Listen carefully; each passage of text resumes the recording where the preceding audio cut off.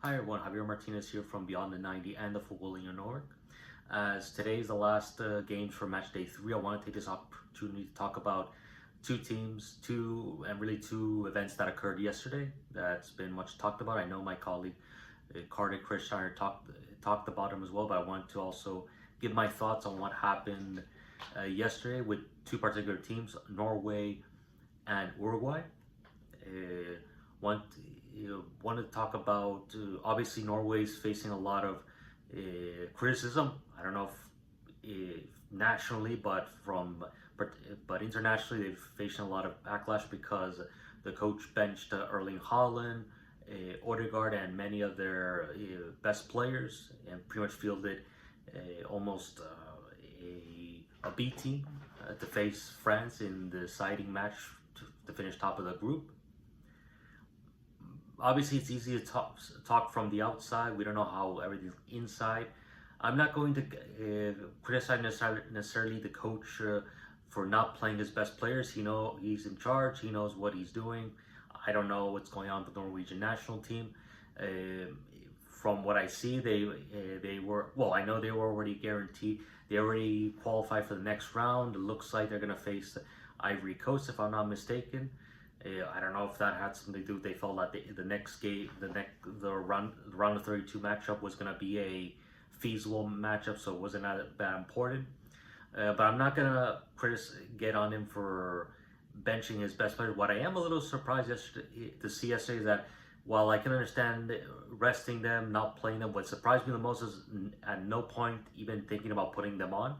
Because yesterday, yes, I know France had a 3-1 victory, but it was still a good game to watch. It was still very close. Norway actually had a few. I mean, they had the missed penalty. They had a few opportunities to score, so it could have been an even closer match. So my only surprise is that at no point did the coach ever think about putting Holland or Odegaard on or any of their other best players. That would be my only take, because while I can understand wanting to rest players, I don't understand that if you have at least an opportunity to at least put your best players on to see if you can at least get the victory, because the first place group was up for grabs. But that's what he and his coaching staff felt. So if that's the only bad thing is that the game was a little bit ruined because we were all really looking forward to that Holland and Mbappe matchup. But there's a reason why the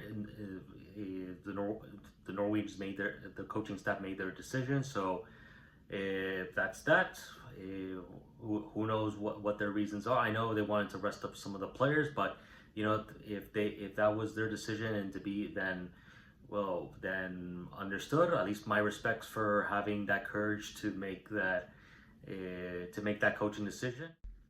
The next thing I want to talk about is Uruguay, who are the biggest flop in this tournament. I think it's safe to say. They finished with only 2 points. Only drawing to Saudi Arabia and Cape Verde. They don't even have a chance of going through as one of the third place teams. If there is a chance, it would have to be a miraculous thing. Something miraculous has to happen. But really, it's been a real shocker. Obviously, their performances was something I didn't expect, because we always know how Uruguayans are. Their teams always competitive. Whatever happens, you gotta destroy them. You have to annihilate them in order to beat them.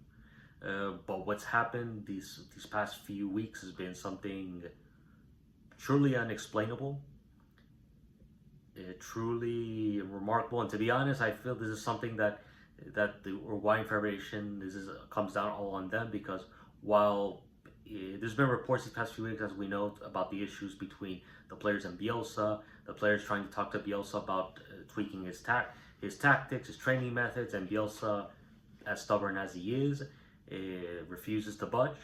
But really, this is all comes down to the federation for sticking with Bielsa, because these problems is not just something that happened in this World Cup. I remember there were issues after. I don't know if it was happening during the Copa America, but I do remember either during then or just before. That's when reports started surfacing that players weren't happy with his tactics, with his training methods, They couldn't grasp what he was trying to tell them. So the federation knew that. Everyone knew that. They stuck with him.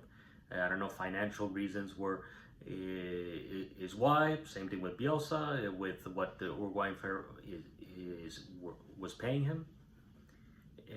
But as a result, now we see Uruguay out of this World Cup. And honestly, yesterday, the only thing I saw at display was Bielsa knowing that he was not going to be around after this tournament, him leaving his mark on the team and letting everyone know that he was in charge, if you want to use that term, because to drop Muslera at halftime after that big howler he made, and then take out Fede Valverde when you still have a chance of qualifying. That's pretty much him saying, "Listen, I might be leaving.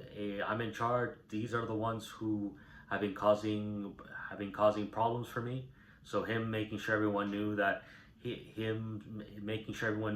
these were the hooligans, if you want to use that term, and him saying, okay, I'm gonna go out with the players who I truly believe in, and the ones that truly believe in me. So there's that. I'm not saying that I'm not saying that Fede Valverde, Muslera, and a lot of players don't. I'm not saying that that they're wrong and Bielsa's right. I don't know what happened. I'm sure the players will have their reasons. Bielsa will have their reasons. I'm sure somewhere between there's a communication issue between them that they couldn't really figure it out. So, but that's what at least my take. What Bielsa was doing yesterday in Uruguay's last match day. And that's that. Uruguay, unfortunately, the federation didn't want to make any drastic decisions, and now they're out of the World Cup. They chose to continue with this despite all the issues internally, and now they're out of the World Cup. So so that's that. We'll see what happens with Norway in the next round. We'll see if them benching those players, benching their best players, if it benefits them down the road.